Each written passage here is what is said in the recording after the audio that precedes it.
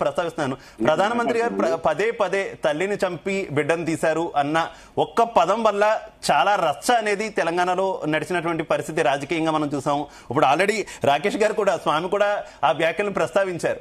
ఏంటి ఆ వ్యాఖ్యలకు సంబంధించి ఇప్పటికీ మీరు చిక్కులు ఎదుర్కొంటున్నారు కదా రాజకీయంగా? ఒక్కటి అక్కడ చిక్కులు ఏం లేవండి. గౌరవ ప్రధానమంత్రి గారు అన్నదాన్ని వక్రీకరించినారు. అంటే తెలంగాణ విభజించేటప్పుడు కాంగ్రెస్ చేసినటువంటి అశాస్త్రీయమైన ఆలోచన రహితమైన అంశం అనేటువంటిది చర్చకు ఉన్నటువంటిది. చాలా విషయాల మీద వాళ్ళు రాసినటువంటి ఏదైతే ఉన్నదో విభజన చట్టంలో ఉండేటువంటిది వీలు కానివి వీలైనవి అన్ని కూడా రాసినటువంటిది. అంటే మోదీ గారి యొక్క ఉద్దేశం ఏంటంటే తెలంగాణ ఒక తల్లి గర్భంలో నుంచి ఒక పిల్లను మనం బయటకు తీసినప్పుడు చేసినటువంటి ఆపరేటివ్ పద్ధతి లోపల పొరపాట్లు ఉన్నాయి అన్నాడు తప్ప తెలంగాణకు వ్యతిరేకం కాదు. పాప రక్షణ బాగుండాలా, ఆరోగ్యంగా ఉండాలా అనే దానికి ఆ కాంటెస్ట్ లో చెప్తే దాన్ని ఎవరికి దోచినట్టు వాళ్ళు వక్రీకరించుకున్నారో అది వాళ్ళ వ్యక్తిగత అంశము, వదిలేయండి దాన్ని. ఇప్పుడు ఇక్కడ జరిగింది ఏంది, వాస్తవానికి సెన్సిటివ్, ఇంతకంటే సెన్సిటివ్ వ్యక్తిగతంగా కామెంట్స్ అనేటువంటిది తెలంగాణ ఉద్యమ కాలం లోపల రెండు ప్రాంతాల మధ్య, రెండు ప్రాంతాలకు ఉండేటువంటి నాయకుల మీద జరిగినటువంటి మాట వాస్తవం. వేళ కొత్తగా తెలంగాణ ఉద్యమంలో నేను రాకేష్ గారు కలిసి పనిచేసినట్టు ఒక సందర్భం లోపల మేము ప్రత్యేకంగా లేదు అనేటువంటిది లేదు.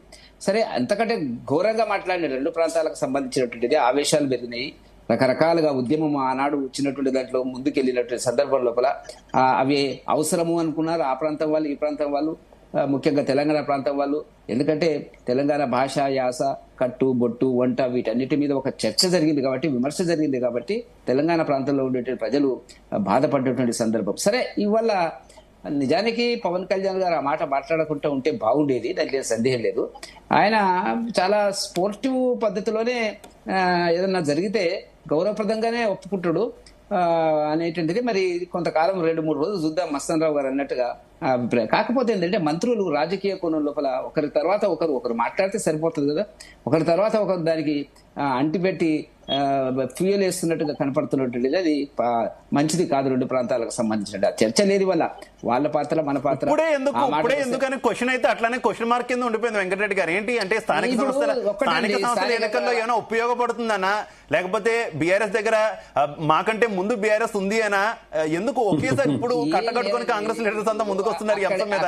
అక్కడ ఒక పాయింట్ చెప్తుందండి, అక్కడ బీజేపీ, మన టీడీపీ, జనసేన అధికారంలో ఉన్నదండి. కాంగ్రెస్ కు నియర్ ఫ్యూచర్ లో భవిష్యత్తు ఉన్నదని నేను అనుకోవడం లేదు అక్కడ ఉండేటువంటి పరిశ్రమలు. కాబట్టి వాళ్ళు ఏం మాట్లాడినా కూడా కొంత చాలా చాకచక్యంగా, వ్యూహాత్మకంగా మన తులసిరెడ్డి గారు మాట్లాడారు, గౌరవప్రదంగా మాట్లాడారు. అది ఆయనకు ఉండేటువంటి క్రెడిట్, గొప్పతనం అని నేను భావిస్తున్నటువంటి సందర్భం. కాకపోతే మా కాంగ్రెస్ లో, ఇక్కడ తెలంగాణ కాంగ్రెస్ లో ఏంటంటే మనకు అక్కడ వచ్చేది లేదు, పోయేది లేదు.